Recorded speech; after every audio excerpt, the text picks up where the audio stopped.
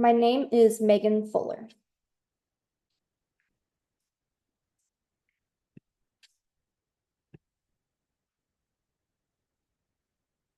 My presentation is on DNA replication and repair. First, what is DNA? DNA is the part that contains all the genetic information that our bodies require to function, and it is found in all cells. It is organized as a double helix. DNA has multiple states, one of which is condensed with 4 histones each turn. DNA has 2 ends, the 3' and the 5' ends that run anti-parallel. This means that one strand runs in the 5' to 3' end, and the other runs 3' to 5'. DNA has a sugar phosphate backbone along with 4 base pairs. Arginine, which is paired up with thymine, and cysteine, which is paired up with guanine. Next, I'm going to talk about DNA replication. To do this, a copy of DNA is needed. Thus, the DNA strand serves as a template. Proteins bind to specific nucleotide sequences that are called origins. DNA polymerase adds nucleotides to the 3' end of the template strand. Thus, DNA replication occurs in the 5' to 3' end. Next is DNA repair. DNA needs to be repaired all the time. Without repairing DNA, mutations occur. Things that cause damage to DNA include radiation, oxygen radicals, and chemicals in the environment. Before talking about the types of DNA repair, first we need to understand the types of DNA damage. There are different types of damage to DNA. These include covalent modifications that can occur to all 4 bases, mismatches of base pairs, breaks in the sugar phosphate backbone, and crosslinks, which are covalent linkages being formed between the bases. There are 2 main types of DNA repair. One of them is direct chemical reversal. The other is excision repair.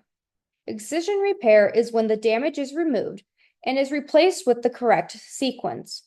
There are 3 ways this can be done. The first type of excision repair is base excision repair. The damaged section is removed by DNA glycosylase along with removing the backbone. This produces a gap in the DNA. Then the correct sequence is replaced and the ligation fixes the break. The second type is nucleotide excision repair. First, the damage is recognized. Then the DNA unwinds in that section to produce a bubble. The damaged section of DNA is cut and the correct sequence is replaced. To finish, the DNA binds back together through ligation. The final type of excision repair is mismatch repair. As always, the first step is recognizing the error. The mismatched section is cut and replaced. This type of repair enlists the aid of the enzymes used in the other repair mechanisms. Next, I'm going to talk about the clinical applications of DNA replication and repair. First, I'm going to discuss the syndromes associated with the REC-Q helicases. This is an enzyme that is associated with DNA repair. One of the syndromes associated with this enzyme is Werner syndrome. Someone with this syndrome has premature aging from early childhood. Another syndrome associated with the REC-Q helicases is Bloom syndrome. With this syndrome, there is a facial rash that develops in early childhood. There is also growth impairment that causes a reduced head size, also known as microencephaly. People with Bloom syndrome are also at a high risk of cancer. While still being associated with the REC-Q helicases, the next 3 syndromes are due to a mutation in the REC-Q4L enzyme. The first one I'm going to talk about is Rothmund-Thompson syndrome, or RTS. RTS is defined by reddening and blistering of the skin on the face that eventually spreads to the limbs. Pattern of over and underpigmentation, also known as poikiloderma, sparse hair, and skeletal abnormalities. The second syndrome is Rapadillino. This syndrome causes a cleft palate, and there is no poikiloderma. The last syndrome associated with the RECQ4L is Baillier-Gerald syndrome. This syndrome results in the premature fusion of the skull sutures. This leads to an abnormal skull shape and protrusion of the eyes. The next clinical application I'm going to talk about is skin cancer. There are three major genes that are associated with skin cancer. One is oncogenes. These genes help regulate normal cell growth and division. The second type of gene is tumor suppressor genes. These genes control cell division. The last kind of is DNA repair genes.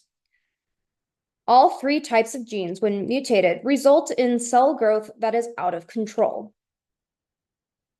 There are two ways that mutations occur. One way is acquired gene mutations. This is when a person acquires the mutation in their DNA that causes skin cancer. They aren't born with it. The most common way this occurs with skin cancer is through the ultraviolet rays that come from the sunlight. The other way mutations occur that can lead to skin cancer is inherited genes. In other words, the person is born with it. The most common type of inherited gene mutation is having a mutation in the tumor suppressor genes. When it comes to the treatment of skin cancer, it has been found that some gene changes can be good targets for drugs. Two genes that have been used as targets are the BRAF and KIT genes. To wrap up this presentation, I'm going to present some application questions. Question 1. What is the purpose DNA serves? A. To be passed down through generations, allowing for every bodily function to occur. B. It does nothing. C. To produce proteins. D. To produce hormones. While DNA is used to produce proteins, the best answer is A, because without DNA, our body won't function. It is also passed down through generations. Question 2. What function does DNA replication serve? A. Replace mismatched bases. B. Replicate to produce proteins. C. Replicate DNA for cell division. Or D. Produce RNA. The answer is C. Replicate DNA for cell division. Without the replication, our cells would keep losing DNA during every cell division. Question 3. What type of DNA repair occurs by fixing mismatched base pairs? A. Direct chemical reversal. B. Base excision repair. C. Nucleotide excision repair. Or D. Mismatched repair. The answer to this is D. Mismatched repair. Question 4. What causes DNA to need repairs? A. Radiation. B. Oxygen radicals. C. Chemicals in the environment. Or D. All of the above. The answer to this is D. All of the above. There's a lot that could cause DNA to need repaired. And here are my sources that I used during this presentation. Thank you.